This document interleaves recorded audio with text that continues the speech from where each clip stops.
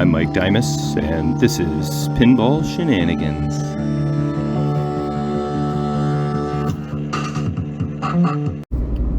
Hey, what's going on today? I wasn't really planning on doing a video, but hey, why not? It is the way of the shenanigander. I am actually pretty darn close. I've got about 5 kilometers worth of time here before I have to quit the video, but I'm going to look at a pinball machine, Data East Star Trek, which is a pretty cool title.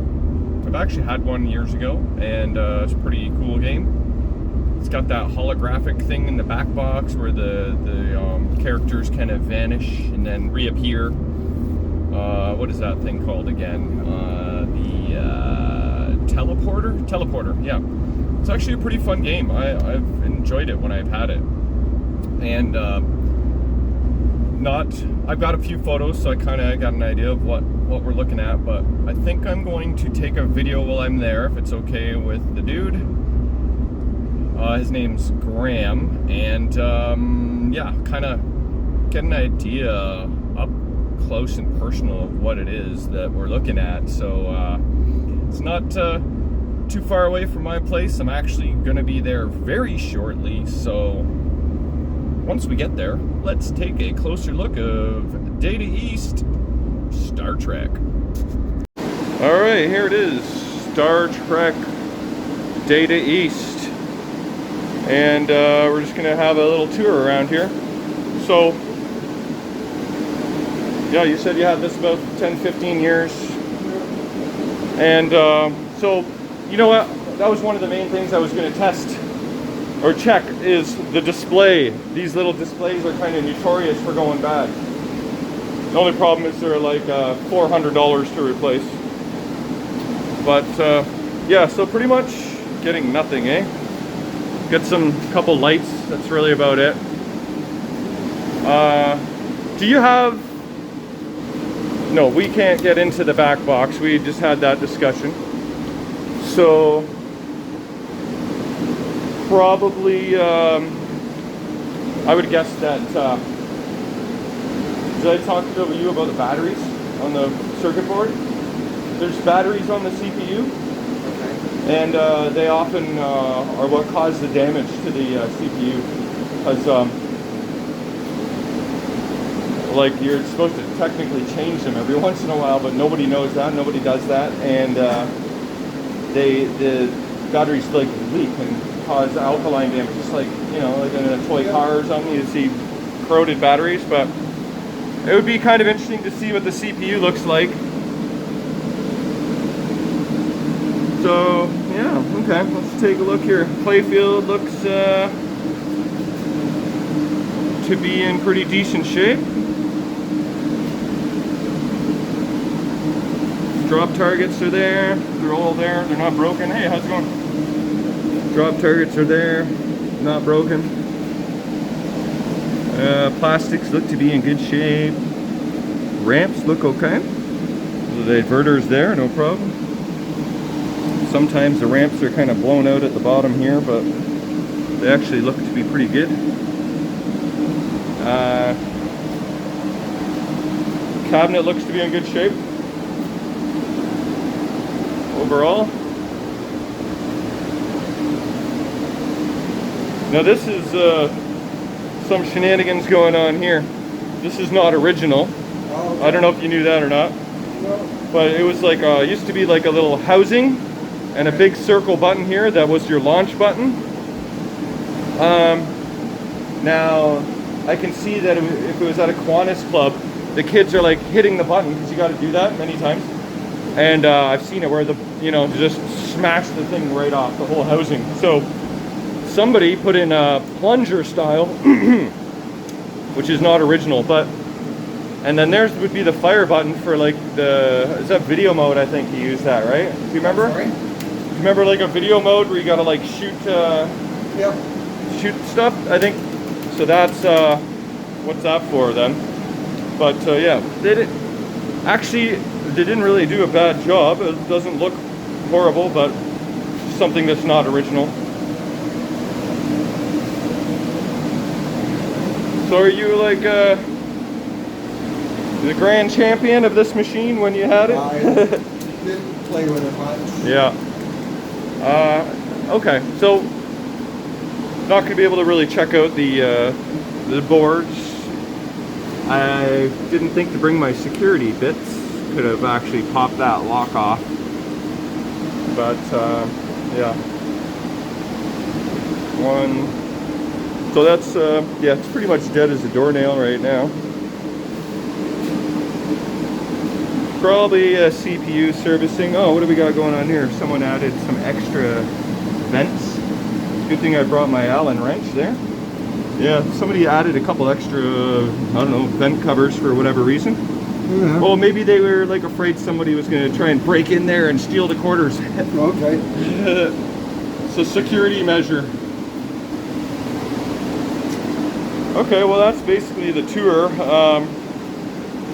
of the Star Trek. So yeah, we'll take a closer look at it later, I guess. All right. All right. The machine is loaded, as you can see, and I am on my way back. Okay, so first things first, I just discovered that my air conditioning in my car stopped working. I didn't really use it on the way up there because it was fine and dandy, but now, like, we're talking, what is this, October 11th? And it is sunny and hot and beautiful and hot, and I am sweating, and in order for you to hear me, I need to have the window up so it makes it hotter. So no AC, that's fun. Oh shin, I just thought of something. I have to get this fixed. We're going to Algonquin and we're going to be in the car for like 20 hours over the course of that weekend, and that's happening Thursday, and it is now Monday. So today's a holiday, so I've got like 2 days to get this thing fixed. Oh crap. And I'm supposed to be going on another little road trip tomorrow. Yikes. Gonna have to figure that one out real quick. Man, oh man, so many shenanigans. Because I need to take this vehicle. We can't take Jamie's car because on the way back from Algonquin, I've got a pinball machine that I got lined up to pick up. I won't say too much about it now, but it's just a very old EM and nothing special, but us pinball guys, for some reason, we don't like to talk about the machines and the dealings and the wheelings until the machine is kind of like in the back of the truck, you know? So I need my vehicle for the pinball machine. I need my AC for the trip. And I need my car for tomorrow. So I've got one day, Wednesday, to try and make that happen, I guess. Yikes. Okay, anyway, oh, check this out. Powerhouse Pinball. Woo, I'm drifting. Can you see? Oh, okay, why don't I just go like this? Okay, everybody's braking. I should pay attention. Hopefully that's not a policeman behind me. Okay, Powerhouse Pinball shirt. That's the one that Julie brought me from British Columbia. Dan Bitterlet, shout out to you, and shout out to Julie, because that's the... Oh, shoosh. People are in a ditch.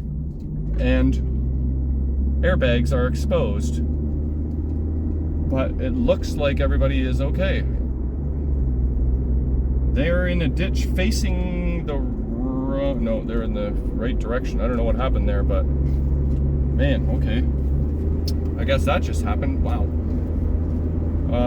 Yeah, everything looked okay there. That's whoa, that just happened. Okay, looks okay though. All right, so where was I? Shout out to Dan and Julie, Powerhouse Pinball. Thanks for the t-shirt, awesomeness. Okay, now back to Star Trek. So the deal is this, is that this guy's basement, Graham, flooded a little bit during a heavy rain, you know, like got up above the carpets just barely. And so that's the reason, A, that you heard all kinds of loud noise when I was filming the overview of the machine. Fans were going, trying to keep the kind of dry everything out. And B, that is kind of like the camel that, the straw that broke the camel's back, not the camel that broke the straw's back.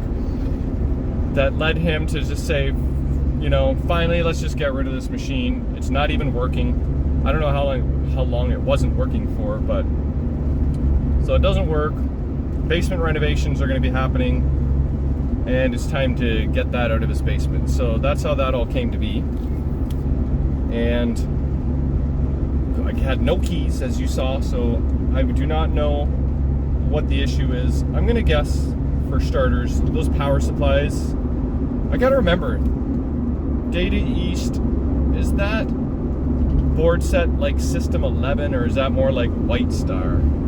I feel like it is more like System 11. So if that's the case, I think the power supply, I should probably let this guy in. The power supply is probably poached, at the very least.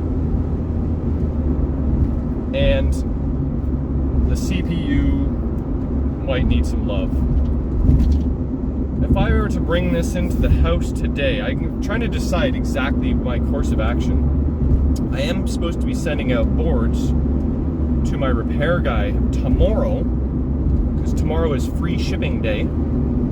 And if I were to get this into the basement today, I could yoink out all the boards and send them along with the other boards, which would be kind of convenient. I just have to determine if I want to bring this home right now or put it in the queue right now, because I kind of had a plan to do something else that was in the queue, but as it happens, things happen and different machines kind of hijack and jump the queue. So that may happen with this Star Trek. I'm not sure yet. That I have to sort out.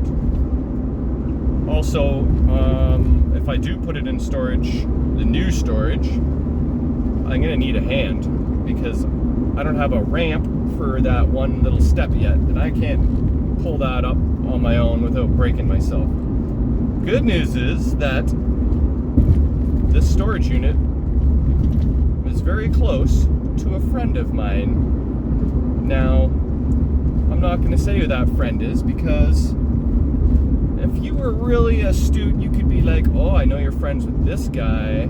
Oh, but you won't know where he lives. But then you could Google like where he lives in relation to the nearest storage unit, and then track down my storage unit and steal everything inside. Just kidding, that's being hyper paranoid. Anyway, buddy lives close to the storage unit, and I will maybe message him and see if he can give me a hand with the one step, because he is blocks away. So I think that covers everything. What is else? Yeah, okay, so I guess I gotta get this AC fixed, because we ain't gonna be sweating up a storm in this vehicle for about a 6-hour road trip in a few days. I am feeling like I'm in a sauna right now. So I gotta end the video, roll down the windows on the highway, which is a little obnoxious, but I need relief. So that is the wheelings and dealings of the Data East Star Trek. Stay tuned and we'll see what happens to it one of these days. Maybe it might be the next restoration video series. Maybe it won't. You'll never know until you tune into the next one. All right, thanks for watching.